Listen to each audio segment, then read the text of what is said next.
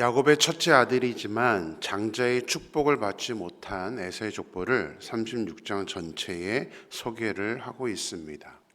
이렇게 에사의 족보를 소개하는 것은 하나님께 비록 선택을 받지 못했지만 그래도 육체적으로는 이삭의 장자인 에서에게도 하나님께서 관심을 갖고 계시다는 것을 의미하기 때문입니다.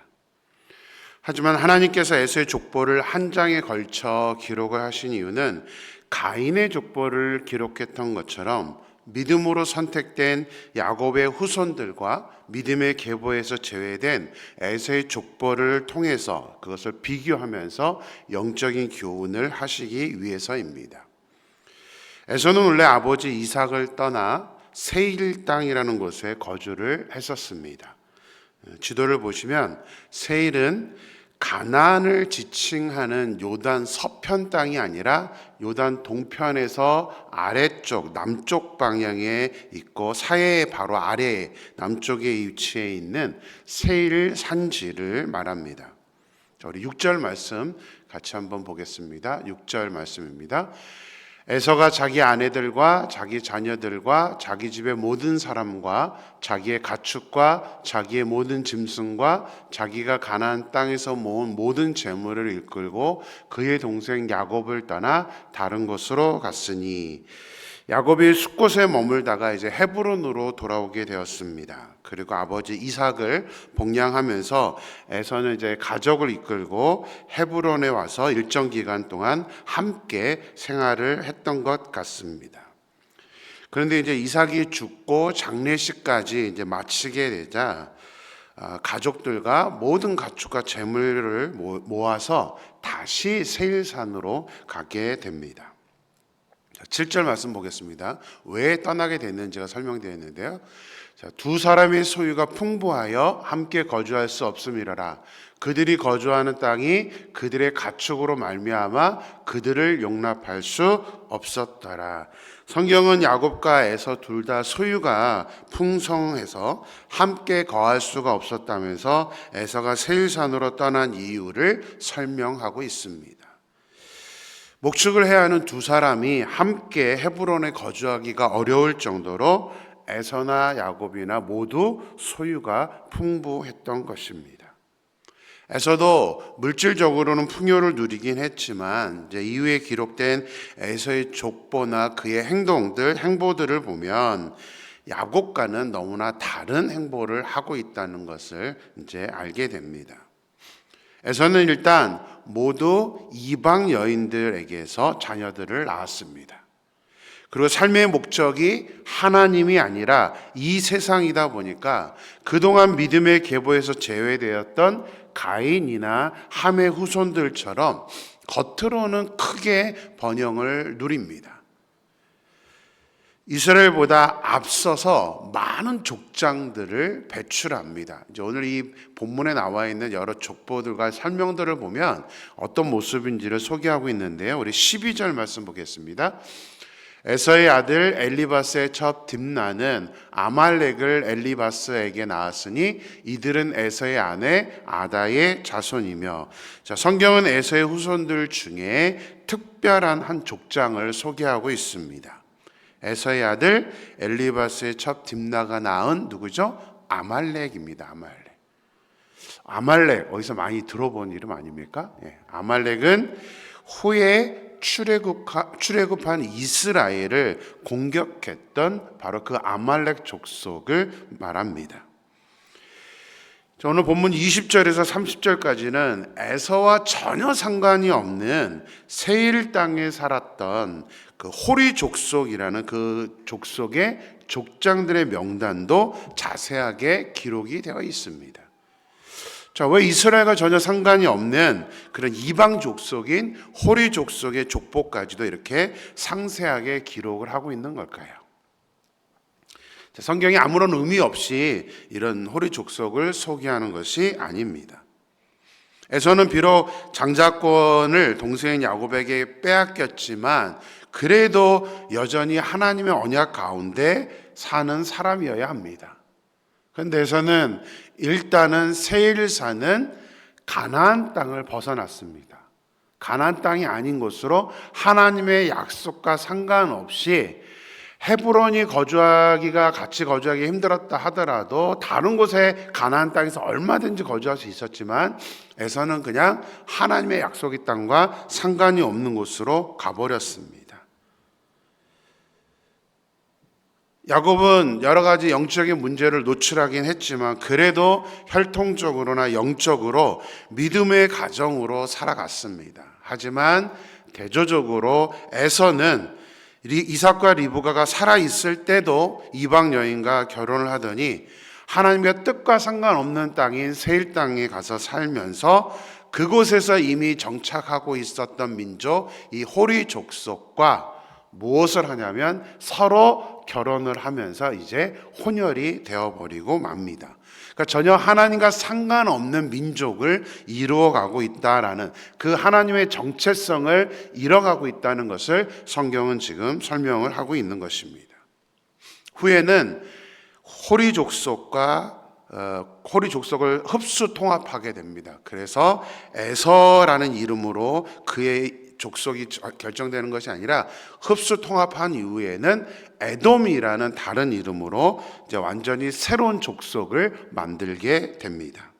31절 보겠습니다. 이스라엘 자손을 다스리는 왕이 있기 전에 에돔 땅을 다스리던 왕들은 이러하니라. 자, 에돔은 부족으로만 있지 않고 더 커지면서 국가로 발전을 하게 됩니다. 근데 오늘 본문을 보면 이스라엘이 국가가 되기 훨씬 이전부터 에돔은 벌써 국가를 이루어서 왕이라는 존재가 있었다라고 그 이름을 소개하고 있습니다. 에서의 후손들을 기록하는 마지막 구절을 한번 보겠습니다. 43절입니다. 막디엘 족장, 이람 족장이라 이들은 그 구역과 거처를 따른 에돔 족장들이며 에돔 족속의 조상은 에서더라. 에서의 후손들 에돔 족속을 소개하는 마지막 구절에 에돔이라는 새로운 이름의 에돔 족속의 조상은 에서더라 라면서 무슨 의미일까라는 궁금증을 자아내는 그런 말로 본문이 마무리되고 있습니다. 이렇게 기록을 한 것은 하나님께 선택받지 못한 에서가 조상이 되어서 이루어진 에돔 족속은 빠르게 성장하고 왕정 국가를 이루면서 번성한 것처럼 보이지만 결국에는 오래 가지 못해서 에돔 국가는 사라지고 맙니다. 그러니까 하나님과 상관없는 민족은 결국 이렇게 소멸되고 만다는 것을 암시하는 것이 바로 오늘 본문의 모습입니다. 아무리 세상적으로 번성하고 부요를 누린다 하더라도 결국 하나님 없는 민족, 하나님과 상관이 없는 사람의 인생은 7, 80년, 요즘 100세 시대라고 하지만 100년이라는 시간을 살아간다고 하더라도 그 제한된 시간만 그 풍요를 누리게 될 뿐입니다. 짊어지고 갈 수가 없습니다. 그냥 우리 살아있는 동안 누리는 것밖에 없습니다. 우리는 나그네로 이 땅에 살고 있습니다. 이 세상에 살면서 우리가 해야 할 일은 이 세상의 모든 마음을 쏟고 살아가는 것이 아닙니다.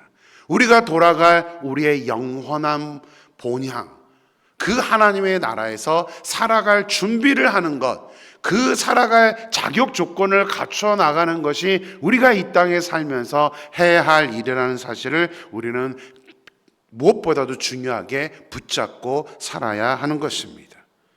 그래서 우리가 이 세상에서도 나의 재정을 쌓는 일에 최선을 다하는 것이 아니라 하나님께 어떻게 쓰임 받을 것이며 하나님이 나에게 주신 그 은혜들, 내가 특별히 축복의 통로로서 다른 사람들에게 선한 영향력을 끼치면서 살면서 결국은 하나님의 나라에 들어갈 그 자격을 갖출 수 있는 그런 저와 여러분의 삶이 되어야 된다는 것을 오늘 본문은 우리에게 말씀하고 있습니다. 소망합니다. 우리 임마누엘교회 모든 성도님들이 정말 한 번밖에 없는 우리의 이 제한된 인생, 시간도 금방 갑니다. 그렇기 때문에 우리가 더 젊었을 때 좀 더 우리가 깨어서 하나님의 은혜 안에서 머물고 하나님의 영광 안에 들어갈 수 있는 저와 여러분의 삶이 되기를 주님의 이름으로 축원합니다. 자, 크게 번성하고 화려한 에돔 족속이 족장들을 배출하고 이스라엘보다 먼저 왕정 국가가 되고 있다는 것을 성경이 이제 기록을 하고 있는데, 반대로 하나님의 선택을 받은 이스라엘 백성들은 어떤 모습이었을지 우리는 알고 있습니다. 그들의 모습을 보면 이 에돔 족속과는 너무나 상반됩니다. 자, 에돔 족속이 번성해 갈 때 이스라엘이 무엇을 하고 있었죠? 국가를 이루기는커녕 애굽에서 430년 동안이나 노예로 살고 있었습니다. 당시의 시각에서 본다면 오히려 에돔 족속이 하나님의 축복을 받고 이스라엘은 하나님께 외면을 당하고 있는 것처럼 보입니다. 하지만 겉으로 보이는 것이 전부가 아닙니다. 빠르다고 무조건 좋은 것도 아닙니다. 하나님은 에서의 후손들처럼 다른 이방 민족과 혼합되는 것을 기뻐하지 않으셨습니다. 그래서 요셉을 먼저 애굽에 보내셔서 야곱의 가족을 애굽으로 이동하게 하셨고, 애굽 사람들은 유목민족을 싫어하기 때문에 고센 땅이라는 구별된 장소에서 이스라엘 백성들이 살 수 있도록 그렇게 이끌어 가셨습니다. 그러다 보니 430년 동안 애굽에서 살면서도 이스라엘 민족은 애굽 민족과 혼합되지 않고 이스라엘 민족의 순수성을 지키면서 엄청난 인구를 늘릴 수가 있었던 것입니다. 그래서 출애굽할 때를 보면 장정들만 60만 명, 여인과 노약자와 또 어린아이를 포함시키면 200만 명이 넘는 그런 엄청난 민족을 이룰 수 있도록, 그것도 순수한 혈통으로 이룰 수 있도록 하나님께서 계획하시고 인도해 가셨다는 사실입니다. 자, 남의 나라에서 이렇게 많은 인구를 이룰 때까지 순수성을 지킨다는 것은 세계 역사상 일어나지 않은 일입니다. 오직 이스라엘이 유일합니다. 그것뿐만이 아닙니다. 이스라엘은 하나님께서 친히 10가지 기적을 통해 애굽에서 나오게 하시고 구름 기둥과 불 기둥으로 광야에서 인도해 주셨고, 40년 동안 만나와 메추락이라는 기적의 음식을 주셔서 또 생활할 수 있도록 이끌어 주셨습니다. 그러니까 철저히 하나님께서 인도하시는 가운데 생활을 하게 되었다는 사실입니다. 우리의 인생이 어떤 삶이기를 원하십니까? 번성하고 풍성함을 누리면서 사는 것과, 비록 약하고 열악할 수도 있겠지만 하나님께서 인도해 주시는 삶을 선택하라고 한다면 여러분은 어떤 인생을 선택하시겠습니까?